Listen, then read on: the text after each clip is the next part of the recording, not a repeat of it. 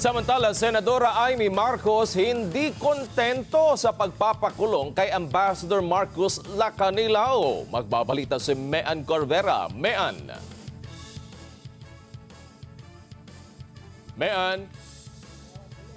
Hindi kontento si Senator Amy Marcos sa naging desisyon ni Senate President Francis Escudero na ipakulong si Ambassador Lacanilao dahil sa pagsisinungaling sa investigasyon ng Senado. Ayon kay Marcos na chairman ng Senate Committee on Foreign Relations, binigyan pa ng 11 araw si Lacanilao bago iniutos ang pagpapakulong sa kanya.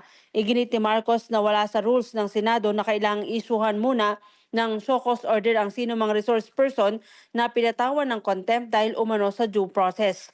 Insult to injury din anya ang utos ni Escudero na 2 araw lang na ikukulong sila Canilao na malinaw na magaan lang ang parusang ipinataw laban sa kanya. Taliwas ito sa kaso ni dating Pangulong Rodrigo Duterte na agad inaresto at dinala pa sa labas ng bansa. Kapag ang isang ordinaryong tao anya na nagsisinungaling sa investigasyon ng Senado, matagal na ipinakukulong kapag hindi nagsasabi ng katotohanan. Mean Corvera para sa Mata ng Agila, matatag, matapang, matapat.